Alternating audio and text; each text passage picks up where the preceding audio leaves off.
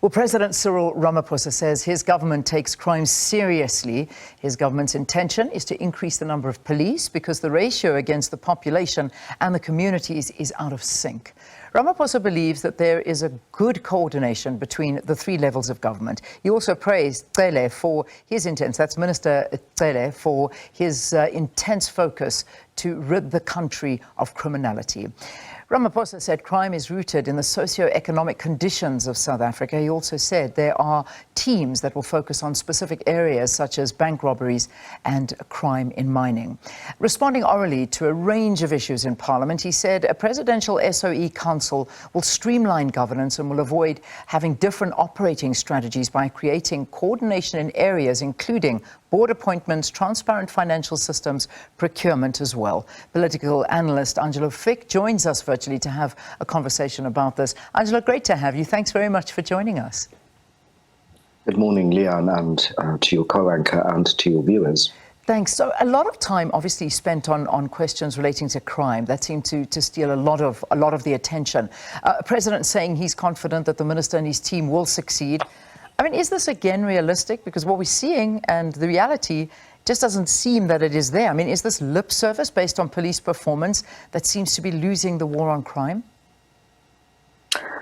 Well, I don't think it's just lip service, but I think it is a misunderstanding of how it is you're going to deal with crime in South Africa. So the president is absolutely correct that there are root causes for why we see the kinds of lawlessness that we have in South Africa, and not least those socio-economic conditions.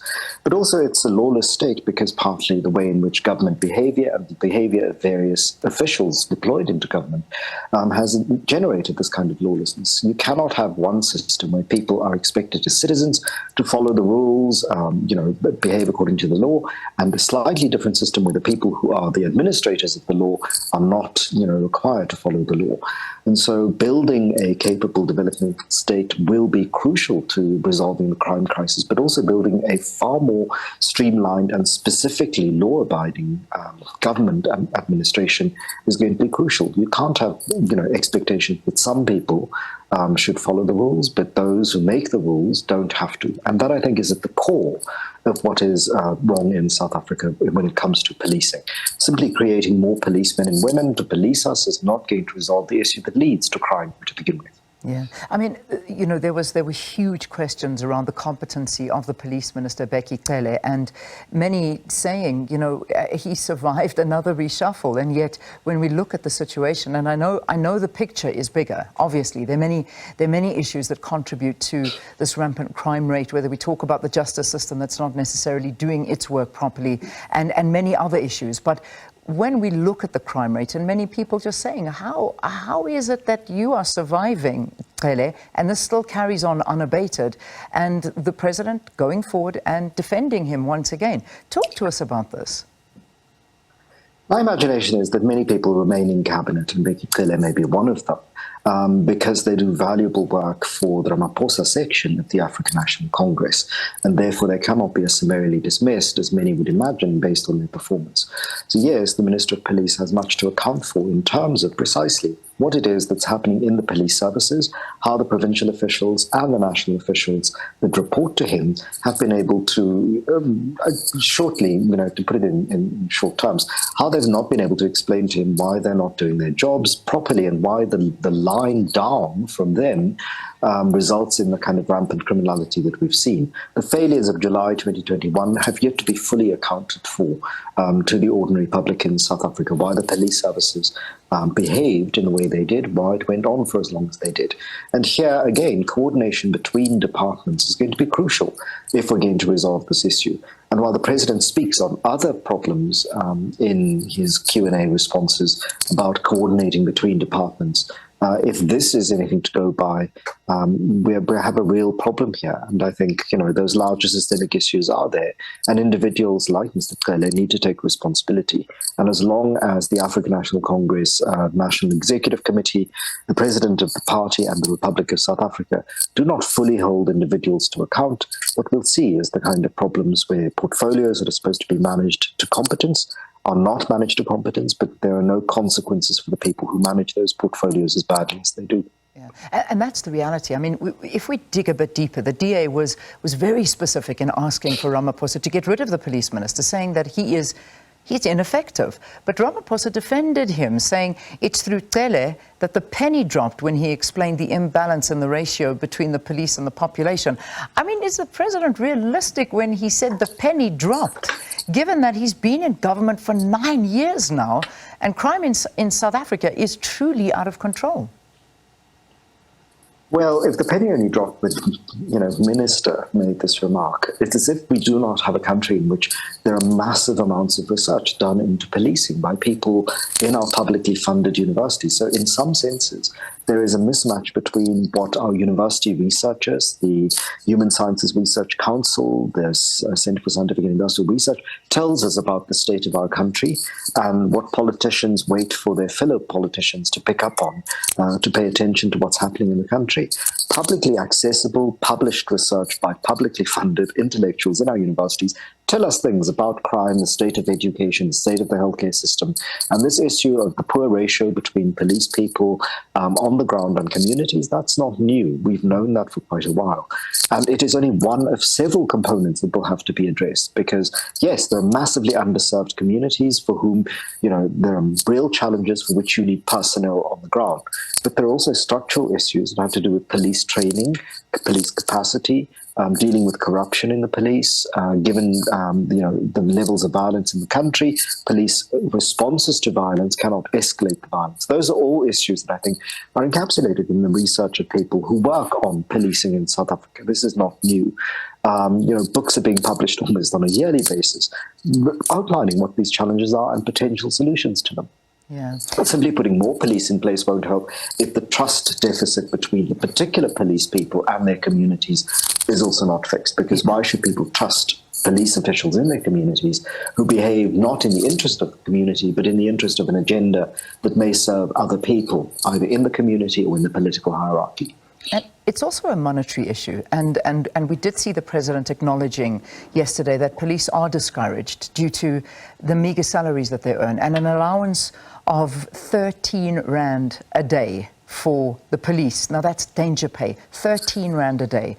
I mean, this is, obviously the president said this is being discussed. I mean, I can't imagine going into the line of fire on 13 Rand a day.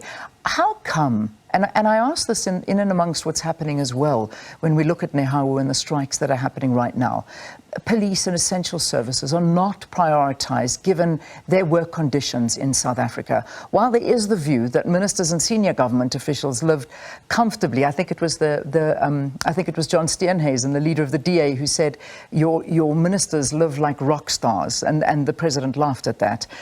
But the reality is that they earn salaries of that capacity and they have massive benefits. I mean, talk to us about the levels here. So we are the country with the highest Gini coefficient, which is the inequality of income between the highest and lowest earners in the country. And many people project that only into the corporate space. But this is also in the public sphere, because what we have in the public space is ministers, but also members of parliament, members of legislatures, who earn amounts of money that far exceed the incomes of the people over whose public work they actually, shall we say, that they supervise. And there are lessons that we should have learned from the pandemic, which we haven't. The policing services, teachers, nurses, the work they do turned out during the pandemic to be some of the most essential work, because these are the people who care for the future generations as teachers, who keep our communities safe and are places we should be able to go, police stations, should we be in trouble. And they should be making sure, if they are healthcare workers, that we're vaguely alive and healthy. And the problem is, if you underfund those positions in times of crisis, people, aren't able to do the work. And in the public sector wage engagement, the negotiations, the position of government was actually utterly intractable. And to offer people, single-digit increases when inflation is in the double digits, to offer people, 2 or 1.5% increases when, their own research tells the administration of the state that actually inflation is close to, if not beyond 10%. This is unacceptable, because what you're actually doing is immiserating and pauperizing people who are already poor and on the margins. I mean, many of the people in those sectors live and work in the lower middle classes, but they do not just only keep their own families alive, they're essential cogs in the economy, and if the rest of us in the middle classes are struggling, people who are essential to the running of our society are struggling even more because they're being paid so much less than the rest of us. And this is a failure by this entire society, not just by the administration of Cyril Ramaphosa, but also by the politicians who sit in legislatures and by the people who employ nurses and doctors, teachers, across both public and private sectors. And this, I think, is something that reveals something about the values of our society. We may say these people are valuable, and we're not alone in this. We see this in other societies in the world, in the UK. So we clap or we applaud these people for their work, but we actually don't reward them in a system that says your income is a reflection of your value to the society. Yeah. And so 13 rand a day is execrable, but the base salary for police people and what it is that we think policemen and women do, that's also an issue. And the same goes for nurses, the same goes for teachers in our public school system. Yeah. This has to shift. So, Angela, I know there was so much to talk about. I know our big focus was on crime, but I mean, let's just quickly talk to state-owned enterprises as well. Such an interesting question that came from the IFP's MP, Mkhululeko Hlengwa, who, of course, is also the chairperson of SCOPA. He asked a question whether Ramaphosa intends to dissolve the Department of Public Enterprises and house state-owned enterprises in their respective line function departments. He went on to say, if not, why not? If so, what are the relevant details? This was an important question. It really was, because, the president is, talking about state-owned enterprises holding companies and the process of putting together legislation governing its functions and the talks of mergers of certain departments to lesser ministries, while the president is blamed for failing to keep his word with regard to the reconfiguration of the state and reduce expenditure. What are your views on how he responded to this? So Mr. Ramaphosa is very good at outlining what he intends to do in the future. He's not so good at, accounting for why he didn't do what he promised a year ago or 4 years ago in State of the Nation addresses or in various Q&As about how he's going to streamline the state.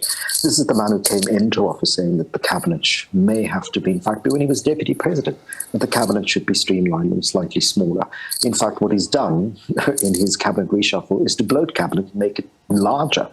And so what various people are, I think, concerned about is to what extent does this plan laid out in his answer to Mr. Hlengwa actually become something that is implemented? Because everything is a very complicated process in Mr. Ramaphosa's administration, and in that complication it takes up a lot of time. And so what he's essentially done in that answer to that question is to kick the ball down the road and to suggest, we'll downscale in the next administration. But for the moment, this is what's required, and we'll have dialogue about how to fix this. This is talks about talks. And in this country, we know that talks about talks takes a very long time before you get to the actual ballot box. And in South Africa, the emergency is such that we need far more incisive, and to use Mr. Ramaphosa's phrase from many, many years ago, concomitant action by government in order to realize the fact that there has to be, greater efficiency. We've known for at least the last 400 years, the more people you put into government, the less efficient the service becomes. And that's crucial when it comes to these administrative oversight issues. All right, Angela, we've got to leave it there. Thank you so much for talking to us. That was political analyst Angela Fick reflecting on President Ramaphosa's oral reply in Parliament yesterday. And one of the most common phrases, certainly, and it just reminded me when Angela went and said that he's just kicking it down the road. I think one of his common phrases that he used all the time was, it's in our line of sight. So, yeah, that was kind of the fuzzy answers he was giving yesterday.